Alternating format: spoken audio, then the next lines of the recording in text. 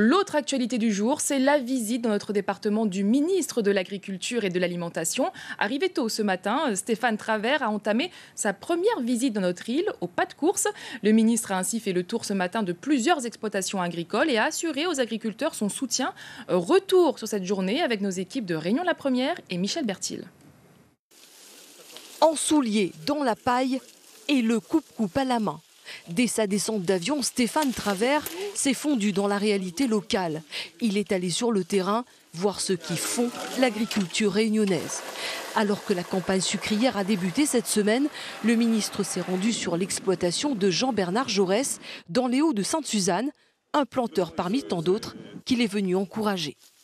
Il faut accompagner les producteurs dans leur travail, les soulager à travers la mécanisation parfois, et puis contribuer à faire en sorte de valoriser leur production. Et c'est ce qu'ils font avec la coopérative qui est ici sur le territoire. Aux acteurs de la filière, il a assuré que son ministère se battrait pour le maintien des aides européennes. Aujourd'hui, nous devons travailler à ce que les producteurs puissent vivre dignement de leur travail. Eh bien, moi, en tant que ministre de l'Agriculture, je le dis, parce que je défends les producteurs, parce que je défends les agriculteurs, ben moi, je veux me battre pour qu'ils aient un budget à la hauteur de leur travail. Un petit tour par un verger d'ananas avant de voir ces mêmes produits transformés à Brapano.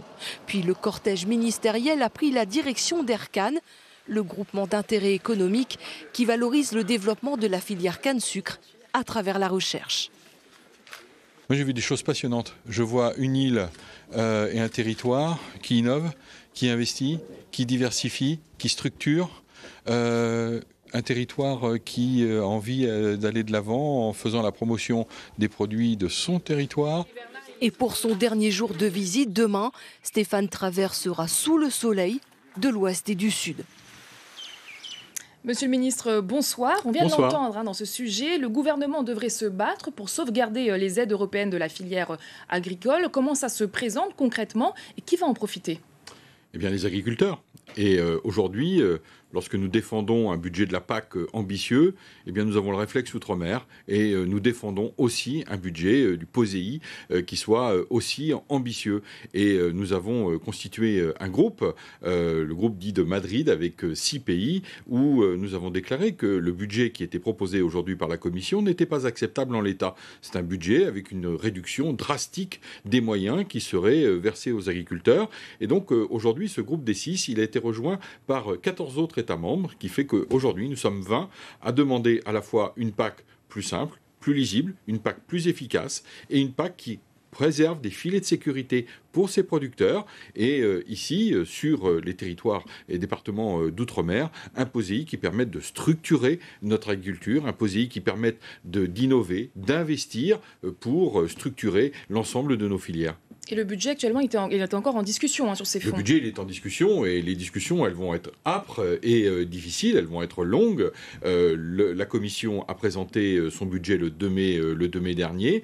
Les propositions législatives ont été aussi proposées et nous entrons en négociation. Et c'est ce que nous faisons. Lundi prochain, je serai à Bruxelles pour le Conseil agricole. Et là encore, j'aurai l'occasion de rappeler avec d'autres pays quelle est la position de la France. D'accord. Autre dossier brûlant, la convention Cannes. Une convention Cannes brûlée par le syndicat UNPA, Unis pour nos agriculteurs 974. Une action symbolique ce matin devant l'usine du Gaulle. 1 an, jour pour jour, après la signature de cette convention avec Tereos. Patrick Smith, Daniel Fontaine. Symboliquement, brûle la convention Cannes. Cette convention bâclée. Une convention Cannes 2017 brûlée aux abords de l'usine du Gaulle. Ces planteurs ont voulu, à travers ce geste fort, montrer leur désaccord total à cette convention. Nous sommes les seuls producteurs de sucre de canne en Europe et on nous prend pour des fournisseurs de matière. Ce que je regrette beaucoup, que c'est des responsables qui ont signé cette convention Cannes les yeux fermés au détriment des planteurs. Et ça, je m'y accepte pas. Pour l'association UPNA, Unis pour nos agriculteurs, je cite, cette convention Cannes est une totale supercherie. Les industriels ne nous disent pas la vérité. Les efforts financiers consentis par les usiniers sortent pour beaucoup des fonds publics et les sommes octroyées aux planteurs sont souvent pris dans la poche même des agriculteurs. Non, ils ne disent pas la vérité parce que quand ils disent que nous sommes dans le même bateau. Comment les industriels anticipent la baisse du prix du sucre et bénéficient de 27 millions d'euros?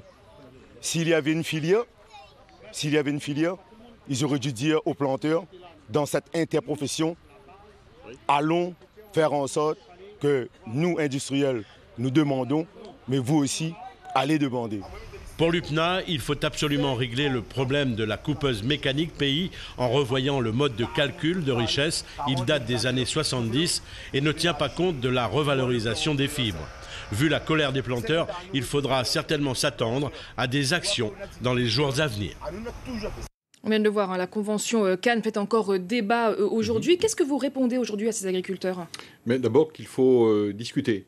Il faut aller à la table pour évoquer entre tous les acteurs de la filière l'avenir et le devenir de cette filière. Aujourd'hui, la filière canne à La Réunion, c'est une belle filière qui est bien structurée et très bien organisée. Et certains sujets ont été abordés dans le cadre des négociations. Et l'accord qui avait été trouvé en juillet 2017 poursuit l'objectif d'un partage équitable de la valeur. C'est ce que nous faisons d'ailleurs à travers les États généraux de l'alimentation. Permettre aux producteurs de vivre dignement de leur travail. Donc, nous devons avoir les producteurs, les distributeurs et les transformateurs réunis autour de la même table pour pouvoir discuter et faire en sorte que chacun puisse bénéficier de la bonne valeur ajoutée, que chacun puisse contribuer à vivre dignement de son travail. Et aujourd'hui, la filière canne, elle doit entamer un virage particulier. Aujourd'hui, c'est une belle filière, comme je vous le disais, et cette filière, elle doit aller de l'avant. Cette filière, elle doit progresser, elle doit faire cette montée en gamme, aller chercher plus de qualité. Pourquoi est-ce qu'on ne travaillerait pas sur du sucre roux, sur des sucres bio? Pourquoi est-ce qu'on ne fait pas aujourd'hui, et il va falloir y travailler à cette montée en gamme pour aller chercher des nouveaux débouchés commerciaux, pour structurer la filière et la poser définitivement sur le territoire, l'ancrer sur le territoire, parce qu'avec 57% de la surface agricole utile, cette filière canne, elle structure l'économie du territoire. Un mot également sur la diversification agricole qui est en marche ici en fait à l'île de la Réunion. Vous pouvez nous en dire un mot? Oui, parce que aujourd'hui, c'est la filière canne qui porte l'économie du territoire, mais aujourd'hui, il y a des défis auxquels l'agriculture réunionnaise doit répondre, c'est-à-dire la diversification, la structuration de nouveaux marchés. J'ai rencontré ce matin un producteur qui produit des ananas, mais qui en même temps produit des tomates. Donc il a une offre plus globalisée, une offre plus large, ce qui lui permet d'aller chercher des marchés locaux, des marchés éventuellement à l'export. Et ces marchés locaux, il peut aller les servir en trouvant de nouveaux débouchés commerciaux, comme par exemple en servant la restauration collective. Ce sont des produits locaux issus du territoire de la Réunion qui peuvent demain irriguer les écoles, les cantines scolaires, les hôpitaux, les EHPAD. Et je crois que cette diversification, elle est essentielle pour structurer une économie, valoriser les produits du territoire et faire en sorte que nos agriculteurs puissent mieux gagner leur vie à travers cette diversification de leurs revenus. Le député Jean-Hugues Ratenon était lui aussi dans les champs de canne ce matin. Le but, manifester son soutien aux coupeurs de canne et aux planteurs plutôt que de suivre votre déplacement, Stéphane Travers. Le député de France Insoumise s'est lui rendu sur une exploitation de Saint-André. Reportage Henri-Claude Elma et Jacques Payette. La technique est là. Bien couché, la canne. La vitesse, elle, attendra. À Saint-André, Jean-Hugues Ratenon a troqué son écharpe de député contre un sabre dans le champ du président du mouvement des paysans solidaires de la Réunion. Si mes parents m'ont dit, si 2 jours, 3 jours, mais pense que les pourra gagner son vie, 5 tonnes, il peut couper par jour. Jean-Hugues Ratenon, dont le père était planteur de canne, n'envisage pas de reconversion. Non, en ce début de campagne sucrière, il veut attirer l'attention sur les difficultés de la profession. Sentir, toucher, comprendre, c'est mieux défendre après. Il faut un grand rêveur. Comprends? Quand on coupe la canne, non. Il faut penser à autre chose. Rêver alors que les soucis ne manquent pas pour les planteurs qui ont subi 3 cyclones cette année. Sur une même surface, il y aura entre 20 et 25, voire 30% en moins. Passagement. Et le planteur de regretter des aides d'urgence qui tardent à arriver. Il n'y a que 50 planteurs qui ont obtenu une somme d'argent. Il y a 2700 demandes.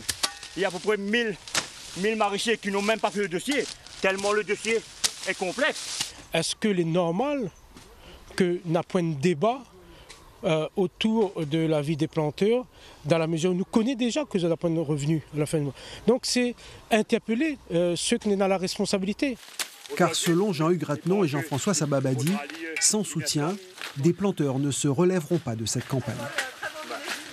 Des planteurs et agriculteurs justement qui attendent les indemnités en lien avec les 3 cyclones qu'ils ont connus. Un mot peut-être sur ces indemnités ? Oui, mais je veux revenir sur ce que le député disait.